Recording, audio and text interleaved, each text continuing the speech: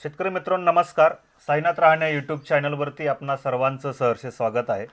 सध्या महाराष्ट्रभर रिमझिम पाऊस पडतोय, तर अशा काळामध्ये आपल्या डाळिंब फळावरती अनेक प्रकारचे डाग येत असतात आणि अनेक शेतकरी वारंवार फोन करत असतात. म्हणून हा व्हिडिओ बनवतोय की आपले डाग कंट्रोल राहण्यासाठी आपल्याला कुठल्या फवारण्या घेणं गरजेचं आहे.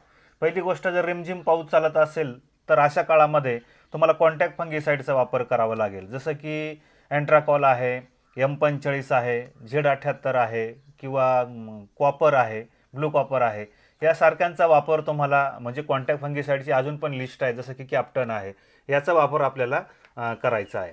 राहिला विषय की किती दिवसांनी घ्यायचा, तर तिसऱ्या दिवशी ही फवारणी आपल्याला घ्यावं लागते.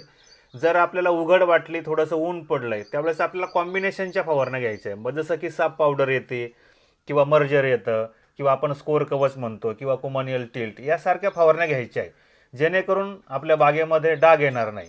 आता महागड्या फवारण्या जसं की नॅटिव्ह आहे, कॅब्रिवटॉप आहे, प्रोफायलर आहे, एलेट अँट्राकॉल आहे, या फवारण्या घेत असताना आपल्या बागेमध्ये ऊन असलं पाहिजे, साधारणपणे तास 2 तास पाऊस नाही आला पाहिजे.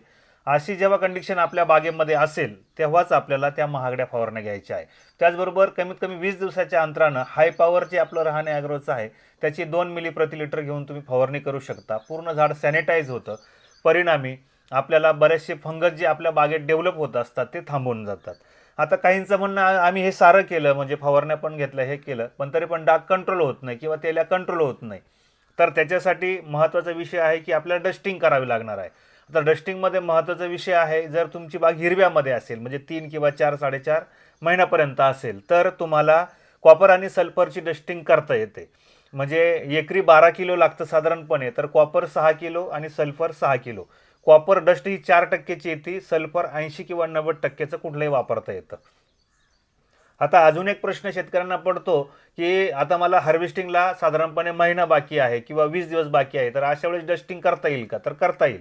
अशा वेळेस टाल्कम पावडर साधारण 8 किलोपर्यंत आणि अँट्राकॉल 2 किलो अशी पण आपण डस्टिंग बागेमध्ये करू शकतो. किंवा कॉपरचं प्रमाण हे साधारणतः 4 किलो करून, सल्फर 8 किलो करून, हे कॉम्बिनेशन आपण साधारणपणे आपल्या बागेमध्ये डस्टिंग करू शकतो, की जेणेकरून कुठल्या प्रकारचं फंगस आपल्या बागेत डेव्हलप होणार नाही किंवा शेवटच्या काळामध्ये कलर पण कमी होणार नाही. त्याचबरोबर महाराष्ट्रभरातून जो हा व्हिडिओ पाहणाऱ्या शेतकऱ्यांना या ठिकाणी विनंती आहे, जर आपल्याकडं तेल्या असेल तर अशा काळामध्ये आपल्याला हाय पॉवर झालं, त्याचबरोबर तेलियालॉग झालं किंवा रहाणे ॲग्रोचं ब्रह्मो झालं, याचा आपण जर अधूनमधून वापर केला आणि केमिकल खतांचा वापर कमी केला तर तेल्याही कमी राहतो, डागही कमी येतात. बाकी फवारणीचं नियमावली तुम्हाला सांगून झाली आहे.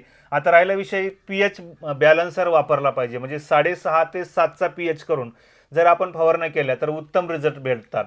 त्याचबरोबर सिलिकॉन बेस्ड स्टिकर, म्हणजे आपलं जे औषध आहे ते स्प्रेडिंग चांगलं झालं पाहिजे, आणि जेणे म्हणून रहाणे ॲग्रोचं फिक्सर पण तुम्ही वापरू शकता. 200 लिटर पाण्याला 100 मिली.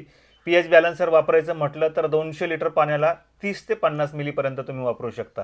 अशा प्रकारे आपल्या बागेची काळजी घ्या, व्यवस्थित फवारणी नियोजन करा. बाकी साईजसाठी आपलं पिकअप 90 चांगलं आहे, बायो चेंजर आहेत, शेवटच्या काळामध्ये KMB सरकी पेंटची स्लरी आहेत, याचा वापर तुम्ही नक्की करा. आणि सेंद्रिय शेती करत असताना तुम्हाला अजून चांगले रिझल्ट भेटतात.